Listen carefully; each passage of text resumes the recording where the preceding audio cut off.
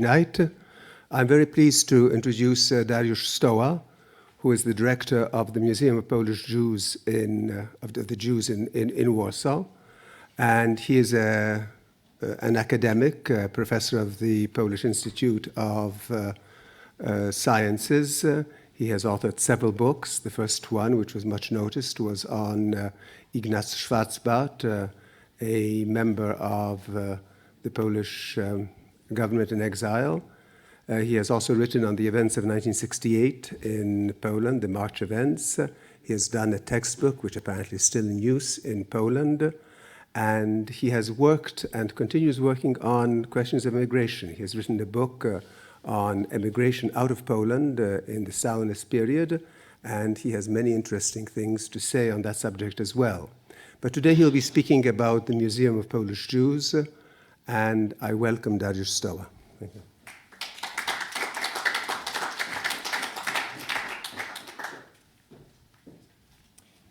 Good evening, ladies and gentlemen. I will start with a relatively brief introduction on this institution. And I'm a historian, so I explain things by the genealogy, how they come into being. So I will tell you first a few words how the museum came into being. It took 21 years to make this museum, which is not too long for cultural institutions. There are cultural institutions which were in making for several generations.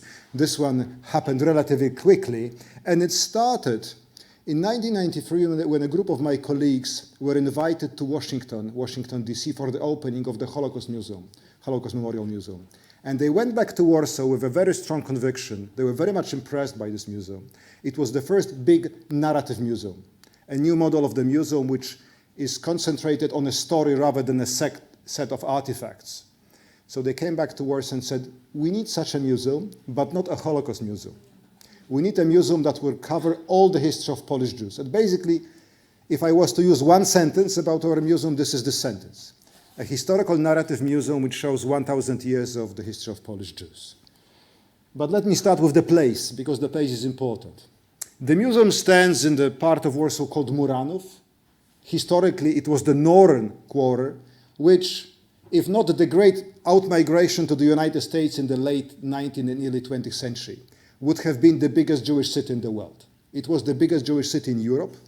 Jews made about 30% of the population of Warsaw, at moments even up to 40% of the population of Warsaw. And in this part of the city, the northern part, they made between 80 and 90%. So it was a Jewish city with a Christian minority living scattered among them, rather in contrast to most of the Jewish settlement in Europe at that time. And here you have a picture. It's at the corner of Nalewki and Franciszkańska Street. I put this picture because one of the Yiddish writers of the early 20th century wrote that was the center of the Jewish world. It doesn't exist.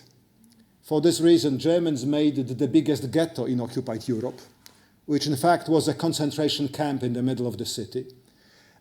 More than 450,000 people were imprisoned in the ghetto. Most of them were killed in a short period of 2 months in the summer of 1942 in the gas chambers of Treblinka, and the rest during and after the uprising in spring of 1943. So this is the picture taken where the museum stands right after the war. It was a sea of ruins. Nothing remained in the vicinity. The nearest pre-war building is about some 700 meters away. It happened to be the SS post for the ghetto right outside of the wall. Otherwise, everything was destroyed. After the ghetto uprising, Germans established a concentration camp inside the former ghetto. Mostly Jewish prisoners, they were liberated during the Warsaw Uprising of 1944, and they were used to ship brick into Germany. So in addition to destructions, Germany made a tangible profit out of the ruins of the ghetto up to the fall of 1944. So that was the place, and we stand somewhere in this rubble. The life returned only some 20 years later. This is the aerial photograph of the place before the museum was built. You can see nondescript socialist architecture. You cannot say, is it Vladivostok or is it Berlin? If not for the object in the middle, which is the monument of Nathan Rappaport, unveiled in 1948, probably the best known monument of Warsaw. Its replica is in Jerusalem in Yad Vashem. And the huge empty green square trees growing up out on it.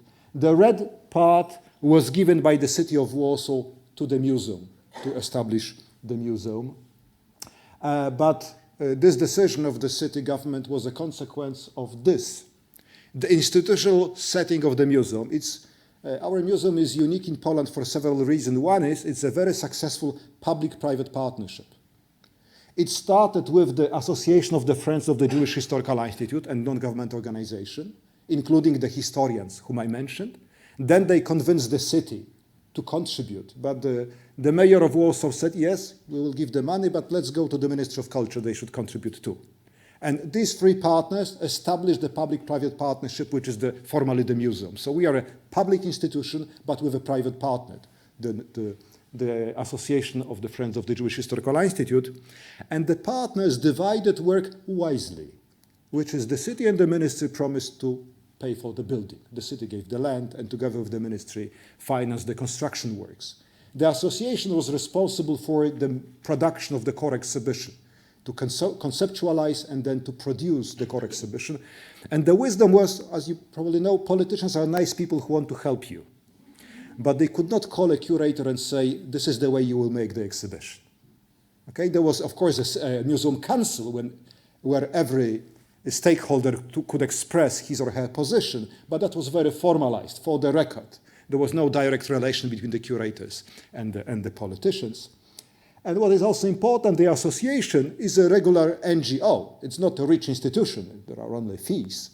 So to make the core exhibition, it had to fundraise. And that was the most successful fundraising campaign for culture in Poland ever. Most of the donors are Polish Jews living in the United States. My favorite city is San Francisco for this reason.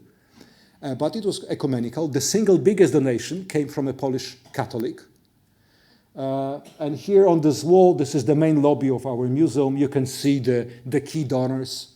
As I said, mostly Polish Jews living in the United States. Two governments, Germany and Norway. And as you see, there is still some room. So if you could consider, you rely on private funding continuously. So this is the building. This is the building which filled the square in front of the monument. You can see the monument. The building was designed by Mr. Rainer Malamaki. There was an international competition. Biggest names in architecture participated in this competition. Personally, I was ready to bet my money on Daniel Libeskind. He is a great architect. He designed the Jewish Museum in Berlin, in Copenhagen, much smaller, a museum in Osnabrück, the Ground Zero Memorial in New York City, and he grew up in Poland. He knows the place, he knows the story, but he lost it to a man who was completely unknown in Poland, Rainer Malamaki. And I almost lost my money, so I was quite upset. But I understand the wisdom of the jury. What was the key difference between the design of Malamaki and the design of Libeskind or Peter Eisenman, who also participated with a great design? As you see, this building is relatively simple. It's a big green box with a strange entrance. It's simple. And the simplicity is important because the building does not dominate the monument. The monument is more important.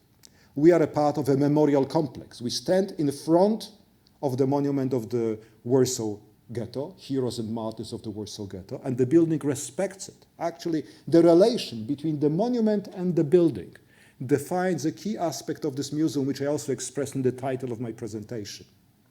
That this is a museum of Jewish life of 1,000 years, some 25 generations. The Holocaust Gallery is actually the biggest gallery of the 8 that we have, but it's not the first one, not the last one. It's not the only one. So this is a way of telling history of which a part is the Shoah, but does not dominate it. Barbara Kirschenblatt-Gimblet, the chief curator of the exhibition, once said that the monument is to commemorate by showing the death, how the Jews of Warsaw perished under German occupation. This museum shows how they lived and how their parents, grandparents, great-great-parents lived up to the Middle Ages.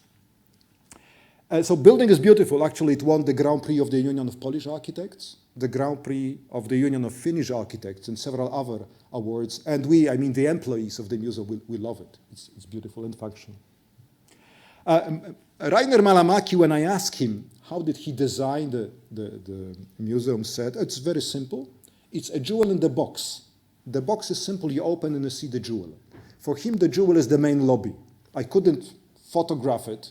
It's a huge organic space. It looks like a canyon in the Judean desert, like a wadi. Official interpretation is this is the Red Sea departing in front of Moses. But it's open for interpretation. And people, many times I have heard the question, what does it mean? Architecture doesn't mean anything, doesn't have to mean anything. It must be beautiful and functional. But it makes people look for meaning. And this is important because historical museum is a place of meaning. So somehow the architecture makes people open for certain new ideas and new perceptions.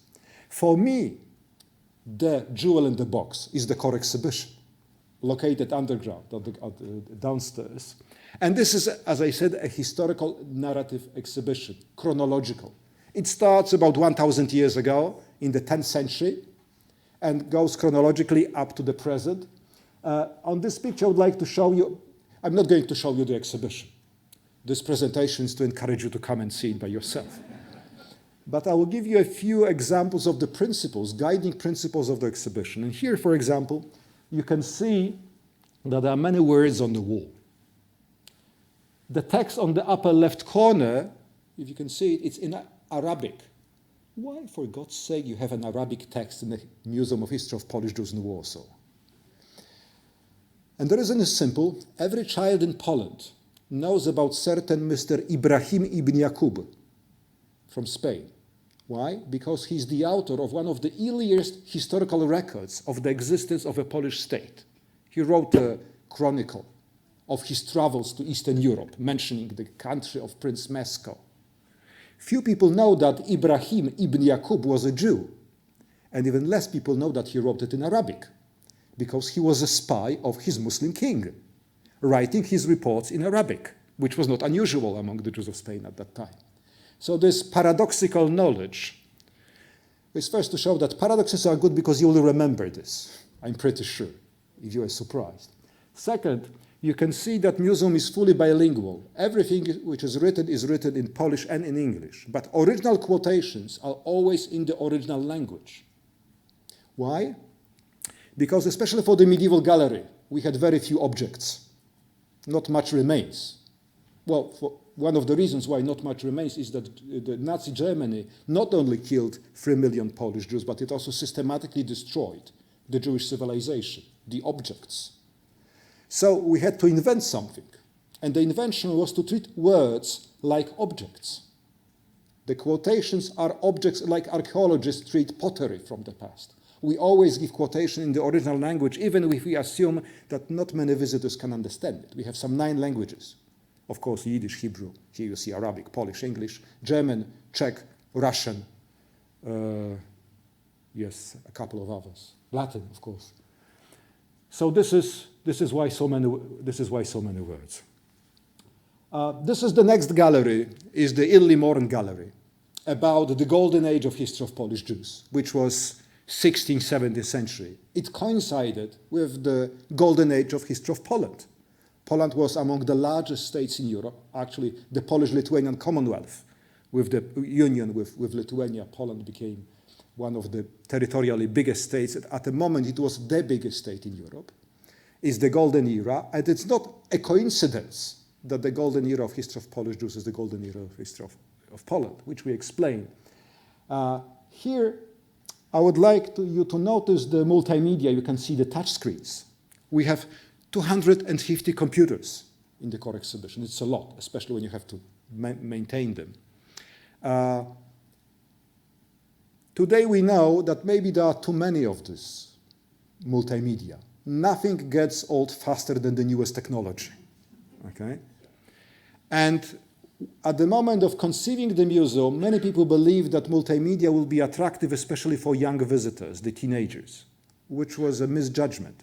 Today, every teenager has multimedia in his pocket. It's no longer a big deal to have a touchscreen. It's universal. Now you must have something really hot, and something really hot is not hot next year. But multimedia proved extremely useful to solve the battle between historians and curators. The museum was invented by historians. So it's a history by other means, history shown rather than said.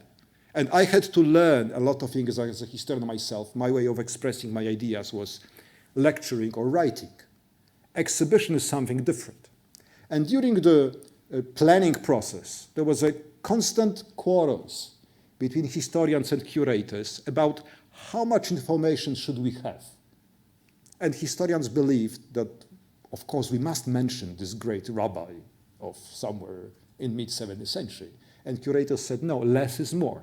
And today, as a historian, I must confess, they were right. Less is more. So multimedia were perfect as a solution because all extra information that didn't fit into the room, we put in the multimedia. This is the fourth dimension. In total, we have 5,000 pages of text and pictures in the multimedia. So you can spend a week in the core exhibition just reading. And the idea is that when you just want to have a basic information something, or you were attracted by a picture or an object, you can pass by. But if you're more interested, you can spend an hour reading from the touchscreen more and more about this topic. This is the most beautiful and certainly the biggest exhibit in our exhibition, which is a reconstruction of the ceiling of a wooden synagogue from a little town of Gwoździec, now in Ukraine, but historically in Poland. It's beautiful, it's colorful, many people take selfies inside. But I would like to tell two things which you cannot see. First, how it was made. It's not just a replica, it's not just a simple reconstruction. We've made it using tools and technologies available in the 17th century that were available at the original moment of construction. This is the Japanese approach to historical buildings. In Japan, they have several very old wooden temples. Wood cannot last 800 years. What they do, in every generation, they dismantle the building and build it again exactly the way they have learned 25 years before. So what they maintain is the know-how of making the building the medieval way. In Poland, Poland had some 200 wooden synagogues. It was clear since the beginning that the museum must have something about wooden synagogues because that was something so obviously Polish-Jewish in its form and content. And Poland had some 200 synagogues and no one of them survived the Second World War. But there is a lot of documentation. Thanks God, in the 30s, a group of Polish architects made detailed documentation, including photographs of this building, of these buildings. So we had the basis for reconstruction. And following this Japanese model, thanks to a generous donation of an Australian, Mrs. Irene Kletka, a group of 200 men from 9 countries was first learning skills from carpentry masters in southern Poland, because the Germans burned the synagogue, but not the churches. And the people who made the synagogues, one year they had a Jewish client, next year they had an Orthodox client, and another year they had a Catholic client. So the technology was the same. And this way it was preserved, it survived. So you don't see it, but you can learn it from the multimedia how we made it. Actually, you can on YouTube you can see a film how it was made. It was a very labor-intensive project. It's beautiful. It's meaningful. Is the center of the exhibition in the 18th century gallery.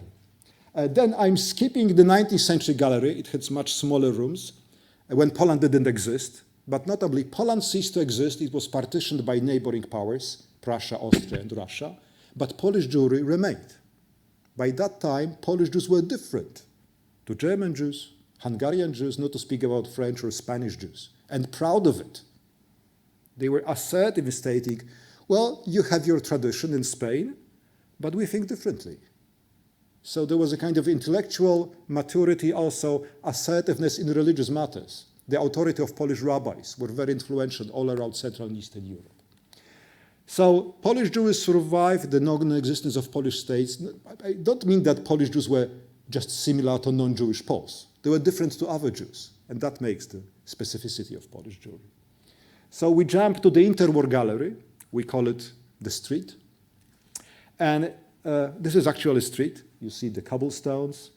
Not any specific street in Warsaw before the war. It's a combination of photographs from various places, screened from these many computers you can see on the top of it. The interwar period was the second golden era in the history of Polish Jews, relatively short and paradoxical. Because while in the old Polish-Lithuanian Commonwealth, one of the reasons for the flourishing of the Jewish community was kind of a relative toleration, a consequence of the balance between the various Christian denominations. Poland avoided religious wars in the 16th century. It made it more tolerant. In the interwar period, especially the 1930s, was tense because of rising anti-Semitism and the economic depression. But paradoxically, these factors contributed to the strengthening of new, modern national identity among Polish Jews and self-organization. It was flourishing culturally in terms of political mobilization. That was the moment of the highest political mobilization of Polish Jewish history. And the joke was saying that 3 Polish Jews make 5 political parties, which is an underestimate. We give a list of these parties is much longer. So this great moment ends abruptly in September 1939, and we move to the Holocaust Gallery, which is different. Here you can see it's much darker. It's only black, white, and gray. And you can see the difference between, for example, the Early Modern Gallery, the golden era of Polish Jews, when you have a big spacious room, a lot of light, a lot of space.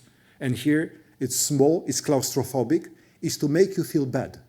Actually, this is the design of the scenography, to make you feel bad, deliberately. And I stress it because an exhibition, contrary to a historical book or a lecture, conveys messages in various ways. The color of light, for example. We were testing various colors of light several weeks to find the proper one.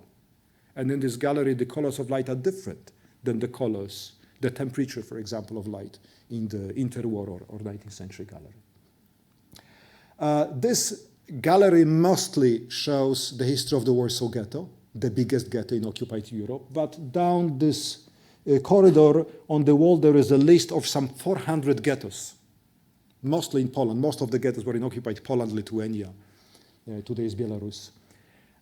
We focus on the Warsaw Ghetto for 2 reasons. As I said, this is a museum of Jewish life, which means we also show Jewish life during the Holocaust, under the German occupation, in the horrible conditions of the Warsaw Ghetto, where 10% of the citizens, of the inmates, died before mass killing started, out of starvation and disease. So in this horrible condition, we show how the inmates were struggling to survive and also to resist, and what were the forms of resistance, such as the cultural life. We also show what happened after the Great Deportation of 1942 and the Warsaw Uprising. That means the life outside of the ghettos and hiding. The ways of hiding, the ways of assistance, and ways of betrayal. And the only moment that we leave the territory of Poland is in this gallery, because in each gallery we only show objects, quotation, pictures coming from the historical territory of Poland at the given moment, and only from this moment. So, for example, in the Holocaust Gallery, we don't use testimonials recorded after the war. We use only memoirs written during the war. It's a very rigid principle. We always use sources coming specifically from this period to avoid any distortion.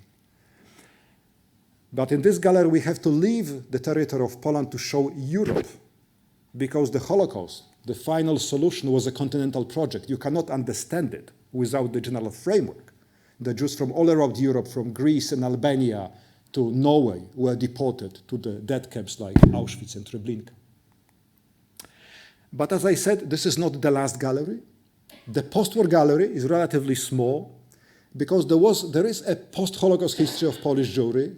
Only 10% of Polish Jews survived the war, about 300,000 people, mostly in the Soviet Union. Those who had been lucky to be deported to Kazakhstan or Siberia, they survived the Second World War. And there was a Jewish life, although in 4 ways of emigration they mostly left. After 1968, which was the last wave of immigration from communist Poland, few Jews remained. And here we show the interiors of the community centers, the only Jewish secular Communist Party controlled organization that existed, but provided a place to maintain Jewish culture. So this is the short presentation of the core exhibition, and let me tell you a few words about what the museum does. Because a cultural institution can stand or they can operate. Our museum mostly does things. But first, this is a selection of the press comments after the opening of the core exhibition 3 years ago, 3 years and 3 weeks ago. Exactly, we had the anniversary a couple of weeks ago.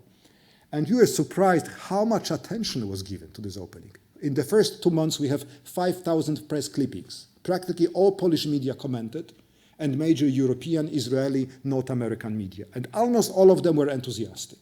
My favorite comment, I think it was from The Independent or Guardian, one of the British newspapers, was, Jewish history more than the Holocaust. A museum got it. Because that was this essential aspect of showing all the history of Polish Jews. And we are very happy.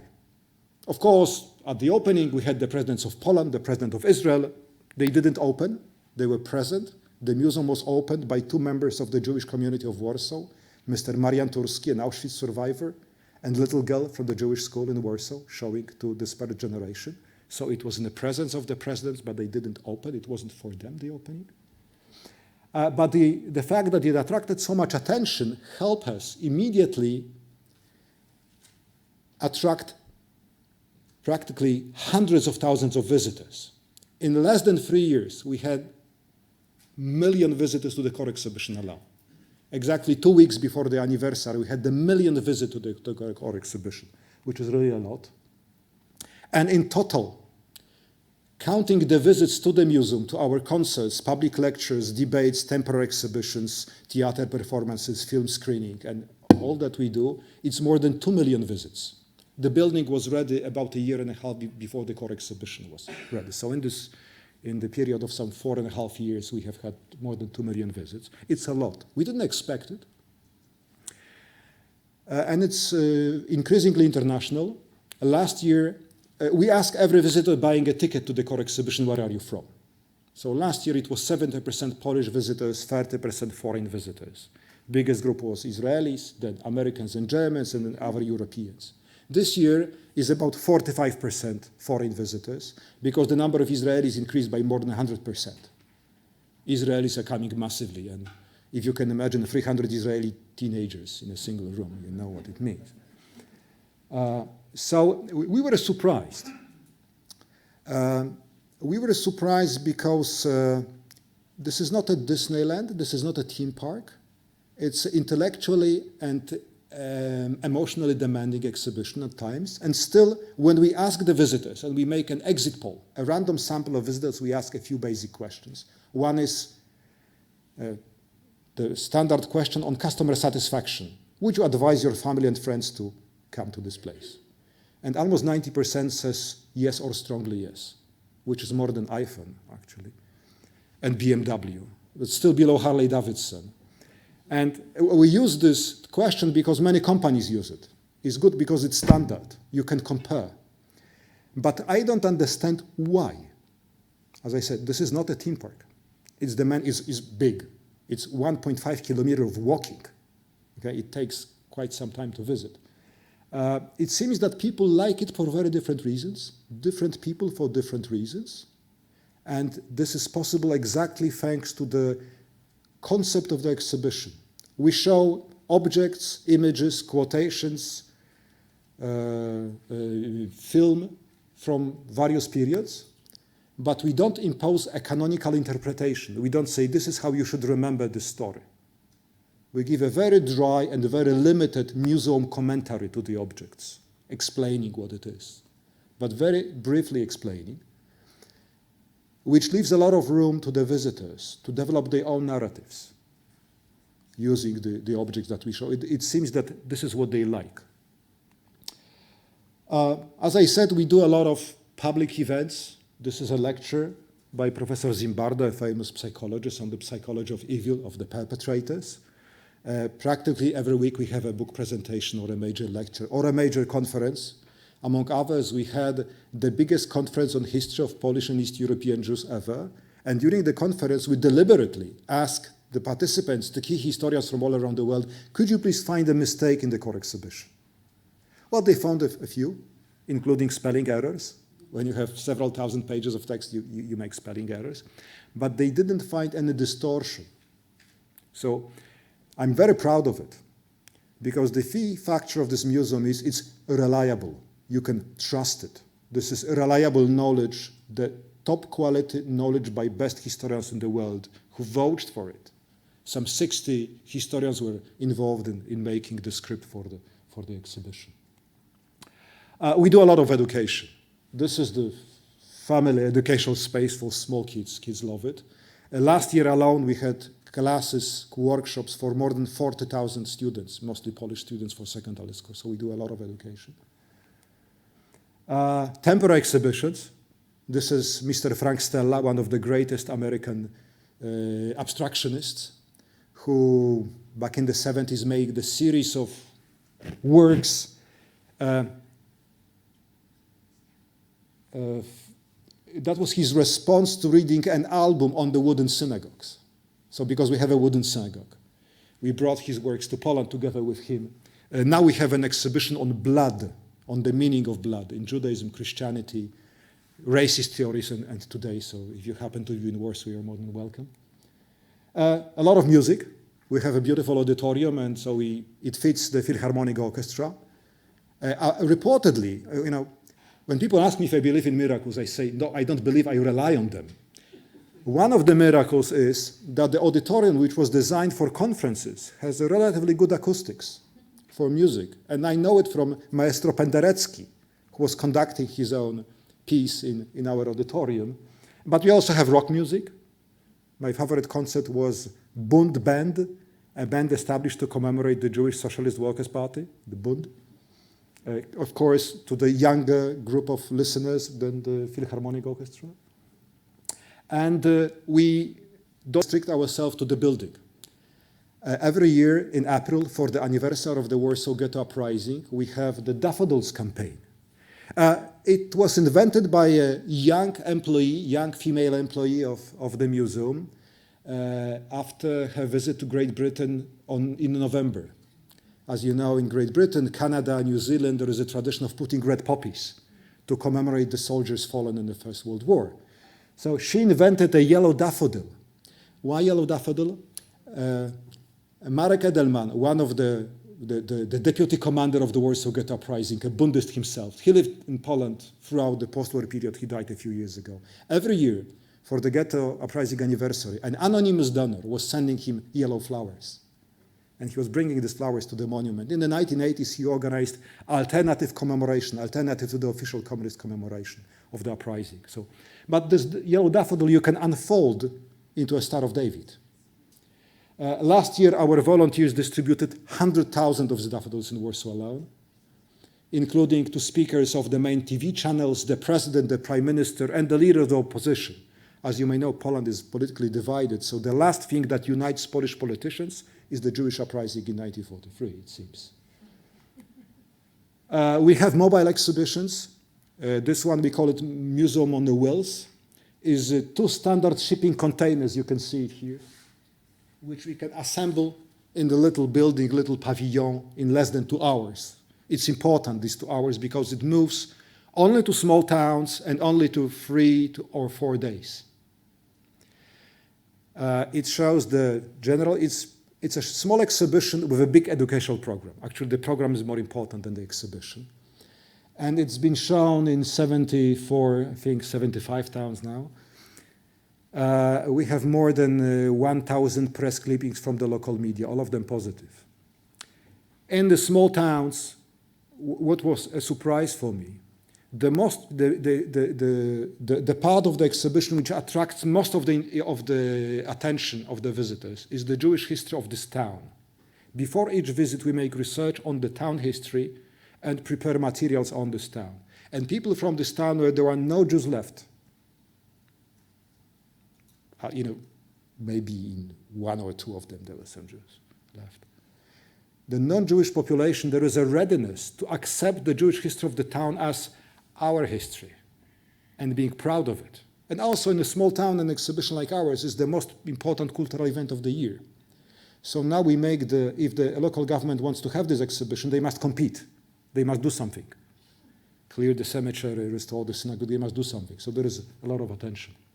Well, finally, we do a lot of things online, and you can see it. Our biggest portal is the Virtual Shtetl in the upper left corner. It's fully bilingual, Polish, English. Some parts are also in Russian, German, covering the historical towns now in Belarus, Ukraine, or that had been in Germany.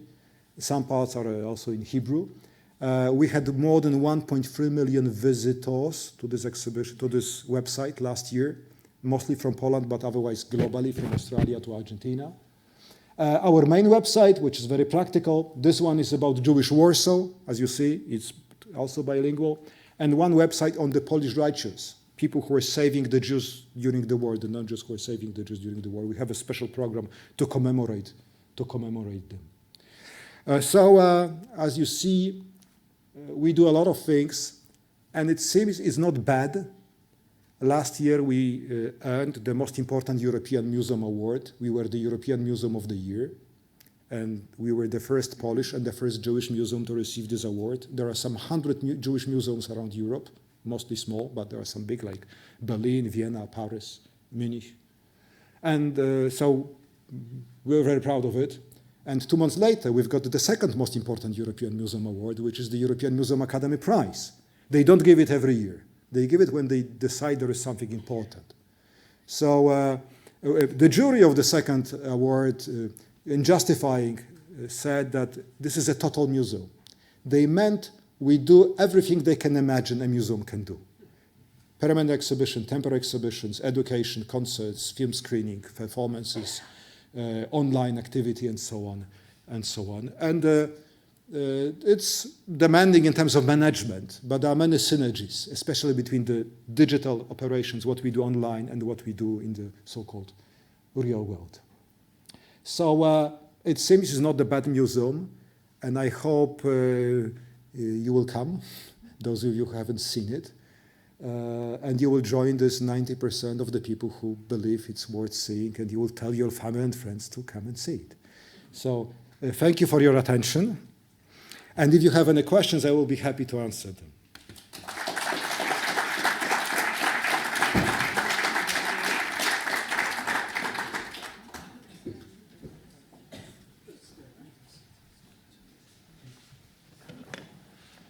Yes, as Professor Stola has said, he's open to questions. So if there are any, please raise your hands, and there's a microphone in the room. Yes, there's a question here. And then in the back. Thank you. Of course, I think we all have hundreds of questions. Some people are shy, some less, but questions we have. You referred to the Polish-Lithuanian time of greatness. Is there a place for the Karaims in this museum? That's one question. Then, do you consider Adam Michnik as a Jew? And if yes, is there a place for, maybe he's still alive, I think so, you wouldn't have a monument for him, but are Jews, in his sense, do they have a place in this museum? Was Beirut a Jew? And if yes, is there also a place for, etc.? I will not go on. What about Sholem Asch? Was he born in, because I am not a learned person, I have nearly never read books by Yiddish author, but Sholem Asch trilogy is a summary of Jewish identity, and I hope that his spirit will also find place in this museum. Yeah, briefly, yes. We mentioned the Karaite in the Limoren Gallery. Actually, we have some fragments of of a treaty, a religious treaty by a religious leader. Marginally, it was a very small community, interesting but a very small community. Yes, very significant also during the German occupation and the communist period, how they were trying to negotiate the position. There was, years of debates on this unending question of who is a Jew. We believe a Jew, a person who believes himself or herself to be Jewish. So Adam Michnik is not. Adam Michnik is a great intellectual and activist of Jewish origin, which somehow influenced his activity. But we have quite a number of people of this kind whom we show, but not necessarily as Jews. We don't need to define each and every person that we show this way. This is not Warsaw Ghetto. We don't put armbands on people. But the basic principle is, if someone did not consider himself or herself, and we have a beautiful story of two members of the Politburo of the Polish Communist Party, one who married in a synagogue and was a Jewish communist, and another who was of Jewish origin, but when he was in the revolutionary school in Moscow, we have a nice quotation from his documents that he said, well, yes, he is of this origin, but he's a Polish revolutionary. The main interviewee of that famous journey, that lady who wrote the two books, there is this category of non-Jewish Jews.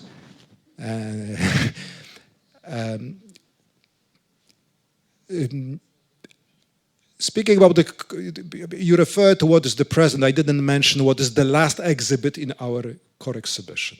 This is a big touchscreen with interviews with leaders of the Jewish community in Warsaw today, 3 years ago, right before the opening. For me, this exhibit is important for two reasons. First, it shows that the history that we show has not ended. It's going on. Which means 3 or 4 or 10 years from now, we'll have to add something. We'll have to add about the history which will happen, hopefully. Second, it shows that this museum will never be completed. This museum will have to move with time and add new objects as the time will pass, hopefully. It will never be completed for another reason, because this is so much based on historiography. If and when we have a new understanding of some important elements of the past, let's say the demographic explosion, there is now a debate about the demographic explosion in the 17th, 19th century. What is the reason of this incredible multiplication? From 15,000 in the 16th century to 1 million at the beginning of the 19th century, when Polish Jews made about 60% of all the Jews in the world. Most of the Jews in the world lived in the historical lands of Poland. So there is a mystery of this demographic explosion, and there are competing interpretations. So maybe if there is a new interpretation, we'll have to change something in the core exhibition in the future. It must reflect the state of the art of historiography. I think I answered your major questions. We'll never completely ask the question of who is a Jew. There was a question at the top there. Thank you for this really interesting presentation. I hope to visit the museum one day. You joked at the end that the thing that the government and the opposition have in common is the commemoration of the Warsaw Ghetto. Could you comment a bit more about the parts of Polish political spectrum that don't have that in common? I think a lot of us are quite worried about what we hear from there. Thank you. So first, among the miracles, which I mentioned, speaking that I rely on miracles on a daily basis, is the fact that this museum was personally supported by 4 consecutive presidents of Poland. Mr. Kwaśniewski, Kaczyński, Komorowski, and now Mr. Duda. To my knowledge, this is the only topic they agree on. Okay.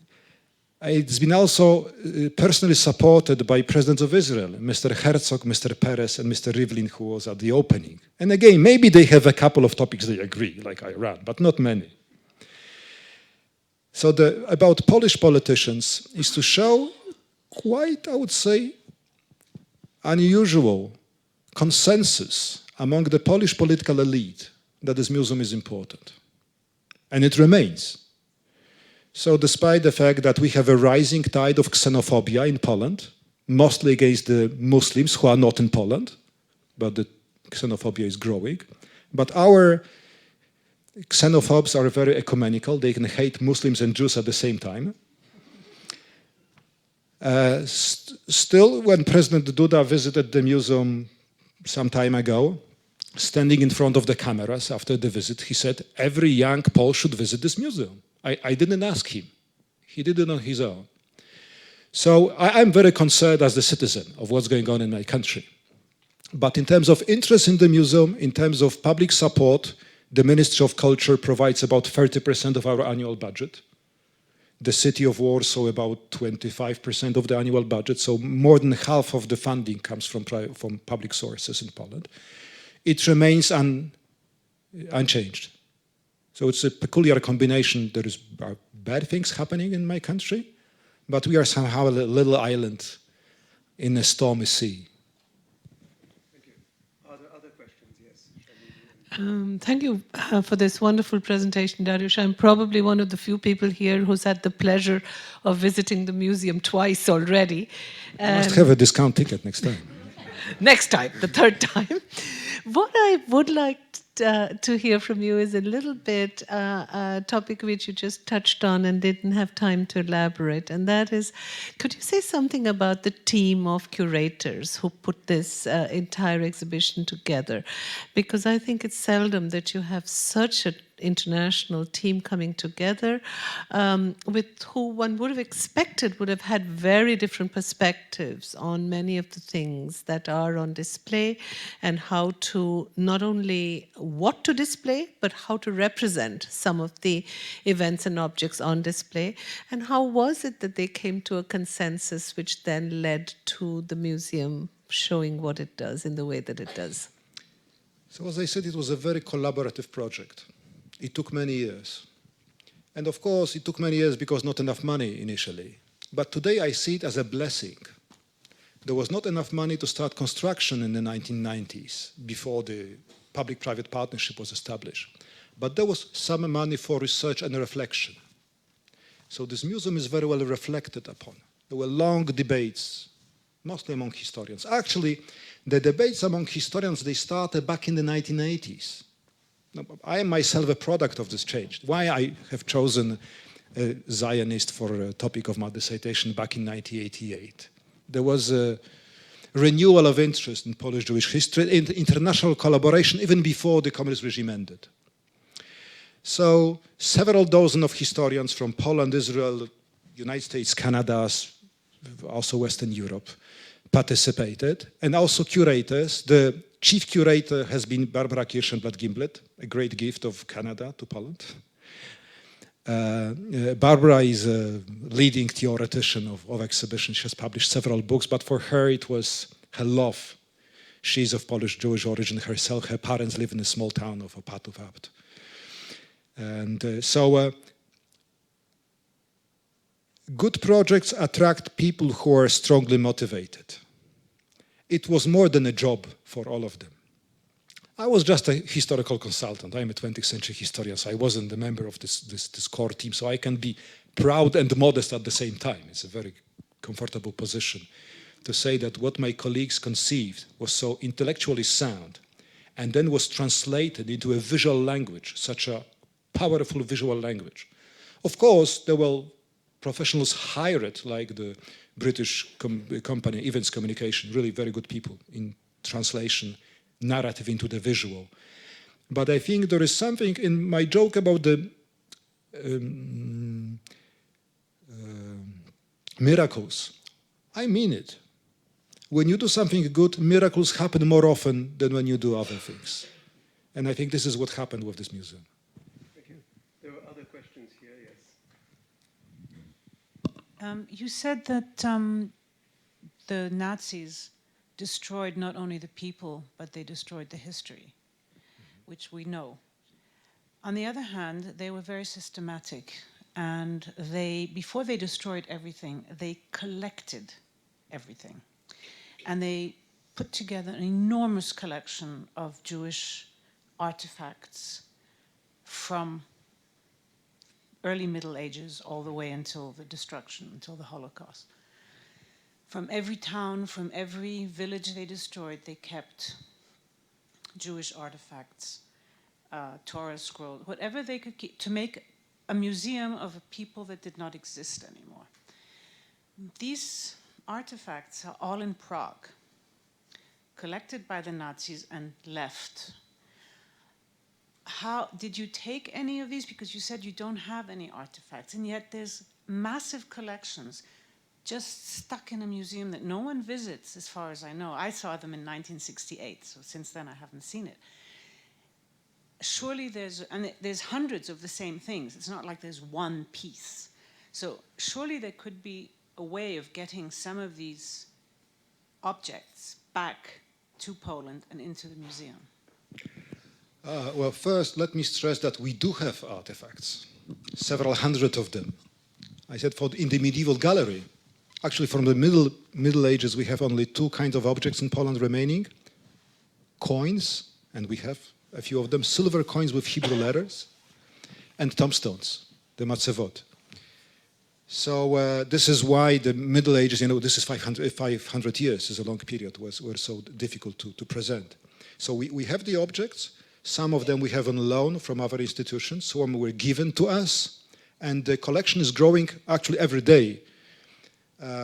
Several months ago, I had a very moving meeting. A colleague of mine, a historian, called me, listen, a man will come to see you, meet him. Don't throw him away when you see him, meet him. And a gentleman came in a hood, spotted dress, tattoos, and a big bag, not very much looking like an amateur historian, and put the bag on my desk, opened the bag, and took a scroll of Torah from inside. And I said, where do you have it from? And he said, I bought an old wooden house somewhere 100 kilometers east of Warsaw, and I found it in the attic. So probably hidden in 1941 or 1942. It was dry in the attic, so very well preserved. And this way, our collection is expanding almost daily, mostly by not so much objects of great artistic value, but great emotional value. I have some very moving stories about the objects that people gave us. The collection in the Prague Museum, yes, this is a part of it. Of course, not all the collection in Prague Museum comes from the German looting. The questions of provenance are most difficult and very delicate. I'm not going to invade the Czech Republic to take it. But would be very pleased to have more of these objects being on public display anywhere. There are many museums that would be good locations for it.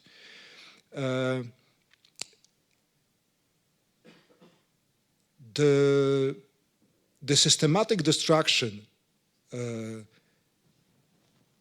meant that some things like the wooden synagogue simply were non-existent. Well, there is one in Lithuania, yes. Not of greatest value. But there are things which are in private collections hidden, and they pop up from time to time. And unfortunately, they're usually very expensive. So our objective is to expand the collection as much as we can, but taking things on loans probably is the practical solution from other places. Yeah. There were other questions, yes. Thank you for the presentation. A question, does the museum present what's happened after Second World War in Jedwabne, Kielce, the anti-Semitic wave in 1968, and these questions, the Polish population are divided. Does the museum explain also this story? Yes, of course. We show the wave of pogroms in the summer of 1941, which is very important to understand the dynamics of the final solution, because this is how it started. We show the pogrom in Jedwabne and the pogrom in the city of Lviv, as the beginning of the mass killing in the summer of 1941. And of course we show Kielce, which is the most dramatic moment in the post-war history of Polish Jews. It was the pogrom in the town of Kielce in 1946, 42 people killed. And what is also important, in the medieval gallery, we show the statue of Kalisz, a document 1264. Among other things, a prince of one of the regions of Poland, to protect the Jews, demand that anyone who wants to accuse the Jews of the blood libel must produce 2 Jewish eyewitnesses. It was a way of protecting the Jews against the blood libel. 700 years later, the same accusation, the Jews kidnapped a Christian boy, was the beginning of this pogrom of 1946. So you can see the persistence of prejudice across ages, literally ages. And of course, we show 1968, actually it was a topic of my book too, the moment which seemed to be the end of history of Polish Jews, because institutions were largely destroyed, most of the people left Poland. But it didn't. Another miracle is the revival of the Jewish life in Poland after 1989, which we show. So we show it, and it seems we show it in a way which is at the same time reliable and acceptable by the Polish visitors who make most of the visitors. They make most of those 90% of people who say, yes, I want my family and friends to visit this place. It seems that there is a way of telling difficult things about the past in a way which is not immediately inciting opposition, making people think. I will give you an example of the Kielce pogrom. For Kielce pogrom, we give a film of the funeral. We give a very dry description of what happened in the town on this day. And then we give 4 quotations from the official Communist Party newspaper, from an illegal underground bulletin, anti-communist bulletin, a letter of the Bishop of Kielce to the American ambassador, and an article by an independent intellectual, how they see the same events from different angles. And we leave the room and the judgment to the visitor. We believe the visitors are capable of making their own moral judgment with which of the perspective they sympathize mostly.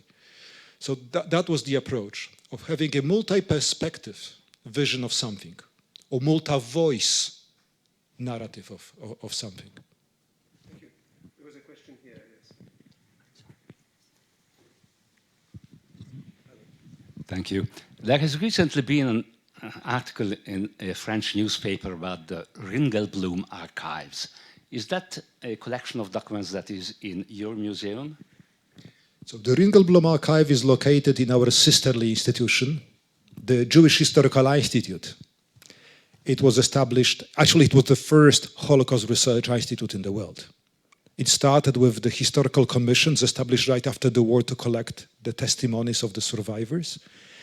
And when the Ringelblum Archive is a collection of documents gathered by a conspiratorial group of historians and civic activists in the Warsaw Ghetto, and then hidden before the destruction of the Warsaw Ghetto in the ruins. So it mostly survived the war. Not all of it. Two parts of it were never found. And this is a treasure. So tomorrow, or today, is the opening of the new exhibition showing these documents in the Jewish Historical Institute, not far away from the museum. And this is the original building of the Judaic Institute, standing next to the great synagogue of Warsaw, which German army blew up in May 1943. So this is a symbolic building as well. They will be for the first time permanently on display beginning this week. It's not our property. Thank you very much for your presentation. I'm curious about the origins of the name, the choice of the name, Polin, if you could elaborate on that. And I also wonder if you have inspired other cities or countries in building, or developing similar museums, and if you are already in collaboration with any of those. So actually the exhibition starts with the explanation of the name of the museum. It starts with a legend which was recorded by several Yiddish writers, Samuel Agnon and others, 150 years ago, but it's much older. It's about the origins of the Jewish settlement in Poland, and the legend says that long time ago, once upon a time, when the Jews were persecuted in Western Europe, seeking refuge, they were marching eastward, and in a forest somewhere in Eastern Europe, they heard a voice from heavens, or another version says they found little slips of paper on a tree, saying, "You shall rest here," Polin in Hebrew. As a critical historian, I believe they misheard the name Polanie, the original Slavic tribe which established the country known today as Poland. But we tell the legend not to explain the Jewish origin in Poland in the 10th century, but what Polish Jews thought of themselves in the 19th century. And it existed in an oral version from a generation to generation, was quite popular in the 19th century, which means Polish Jews thought about themselves that they are a long-term, organic part of this country, and the Almighty himself told them to stay. So this is the origin of the word Polin. Yes, I have met with a couple dozen delegations from various museums or initiatives to open a Jewish museum from all around Central and Eastern Europe. The most recent one was from Thessaloniki in Greece. I had several from Ukraine, which I'm especially happy to see because, well, the Jews of Ukraine were the historical Jews of the Polish-Lithuanian Commonwealth. This is the same story. The success that we've made, that we have such a massive audience, that we have the awards, that we have the media coverage, made many groups consider following, maybe not on a scale because our museum is quite large. And also what we see that in Poland, in the small local and regional museums, they expand the Jewish sections. So there is, and for me this is important, our primary mission is educational. And we have some key messages. One of the key messages is you cannot understand the history of Poland without the Jews. And you cannot understand the history of Jews without Poland, without the Polish chapter, where most of Jews lived in several centuries. So I'm very glad to see this, that people follow, because not everyone will come to Warsaw.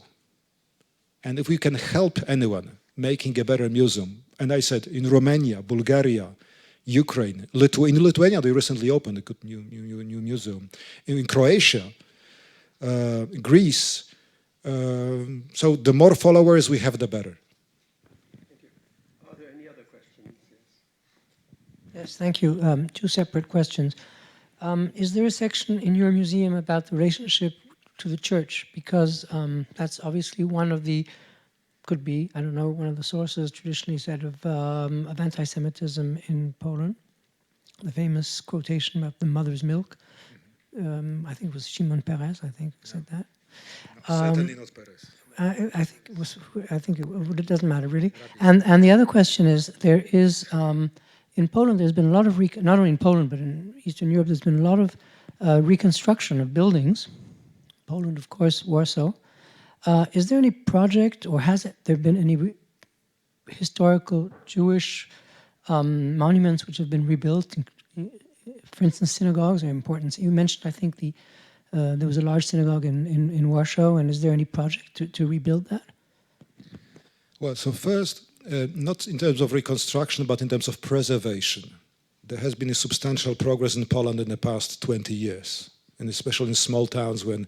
Actually, we've made an exhibition of photographs and an album. We have an album with some 300 pictures of buildings of synagogues that are no longer synagogues, warehouses, fire stations, archives. The material infrastructure of a world that was destroyed. And in the last years, there was renovation of some of them, like in Zamość, Kolbuszowa, Tykocin, and a few others. Not reconstruction.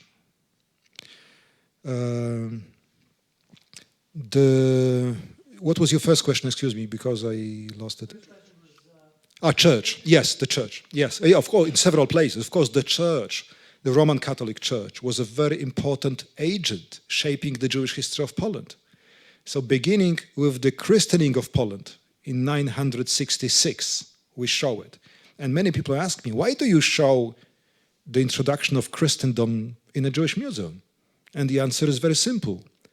Up to this moment, to pagan Poles or pagan Polish-speaking inhabitants of this land, because their national identity is unclear, Jews were among many strangers immigrating to the country. Since this moment, the Christian Poles were listening about the Jews every Sunday in the church, about Abraham, David, Jesus, Paul. So in addition to real Jews whom they could meet in the marketplace, they were meeting the Jews of the Bible. And of course, the church was a powerful institution of a very clear Jewish or anti-Jewish policy. We showed the Christian anti-Judaism, a peculiar combination of segregation, isolation, and protection. That means let them survive as the living proof of the verity of the Bible. Next to the wooden synagogue, we have a section which looks like a little chapel, which is fully devoted to the Roman Catholic Church policy on Jews and Judaism. And we have nice quotations from the papal letters and decrees. My favorite one is one which strongly prohibits clergy from depositing money and taking loans from the Jews, which was completely ineffective in Poland. Completely. Bishops deposited cash with Jewish bankers. Well, the reason was simple. The interest rates were much better. There was a kind of symbiotic relationship between bishops, Orthodox and Catholic. That was rather ecumenical. And we show it down to the emergence of the modern anti-Semitism in the 19th century, the pseudo-scientific, race-based or ethnicity-based, which replaced the old anti-Judaic. So it's certainly there. And of course, also when we mentioned the beginning of the revival of interest in Poland of the 1980s in Jewish history, of course, we must show John Paul II. If there is a single most important person who contributed to the change in the attitudes towards Jews and Judaism, this is this man, Karol Wojtyła from Krakow. Are there any other questions? Oh, there are several, yes. There's one, there's one here. Yes, and then...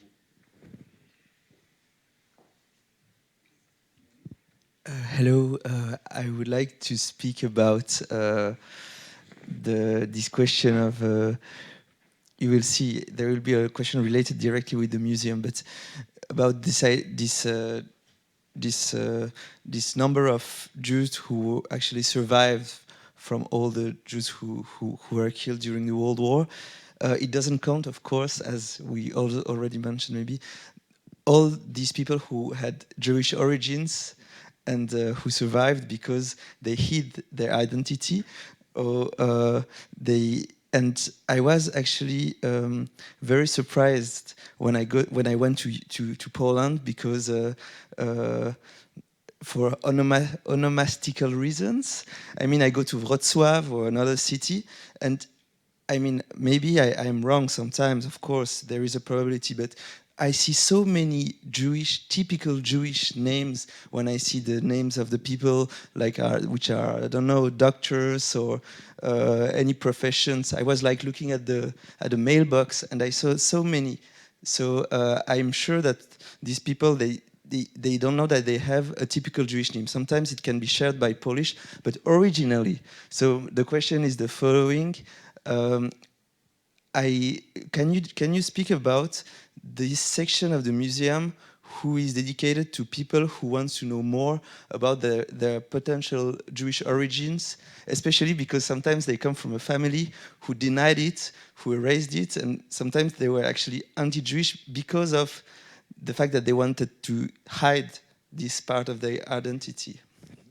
So, a very important question, actually. It's possible that Nazi Germany killed more people as Jews in Poland than there were Jews. The Nazi definition of the Jew, the Nuremberg Law definition, which takes into account the grandparents, including Jewish Christians, in the Warsaw Ghetto was a Roman Catholic parish, with Roman Catholics, sometimes of the second generation, who fought the Nazis because of their racist definition, were Jews.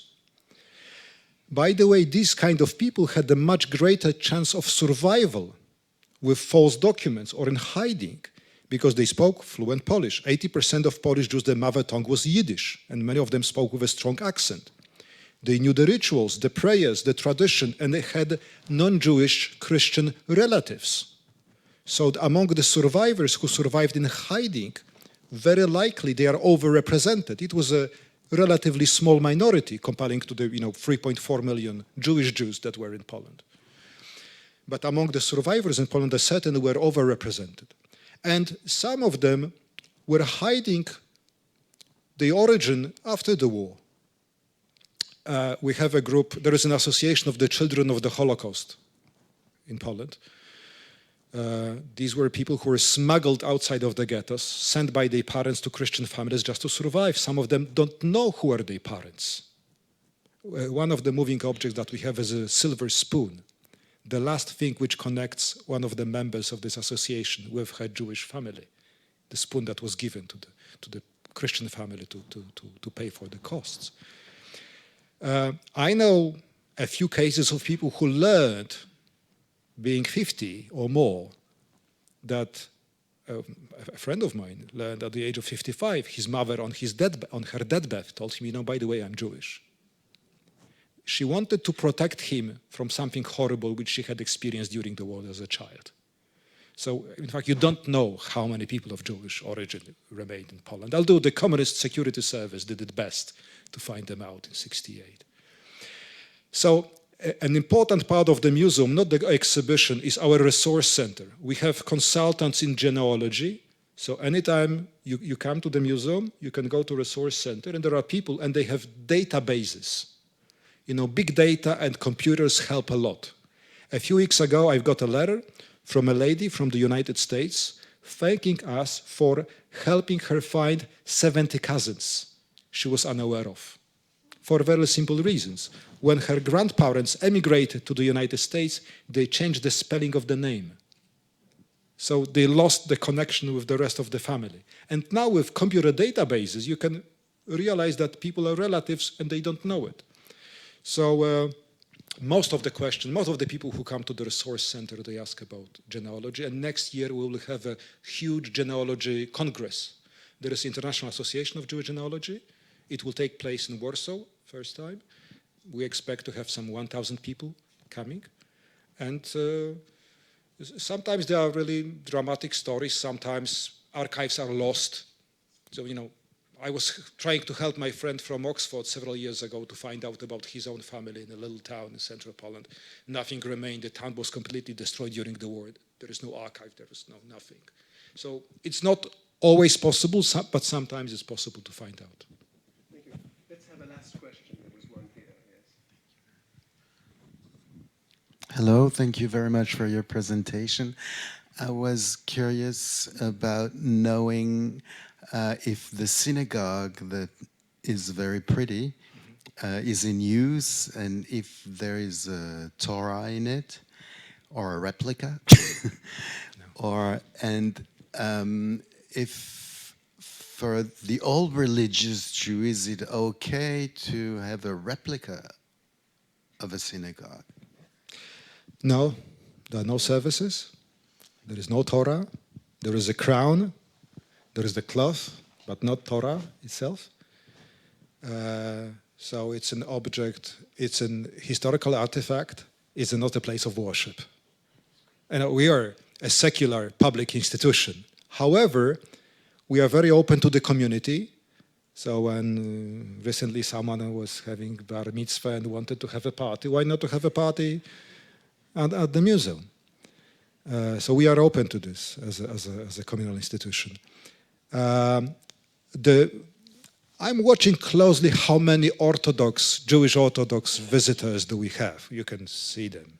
And initially there were few. They are not so much interested in the secular knowledge, but it's growing.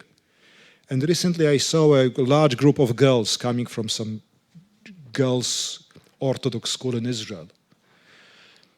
For me, it's a sign that the leaders of these communities are increasingly recognizing the value of the knowledge that we show. Speaking about the Orthodox community, because some of them preserve Yiddish as a living language. We are the only museum in the world having audio guides in Yiddish. Okay, in very good Vilna Yiddish, top quality literary. Not many people used it, maybe 100 or 2, but we keep it for symbolic reasons. Thank you very much. Thank you, Luis.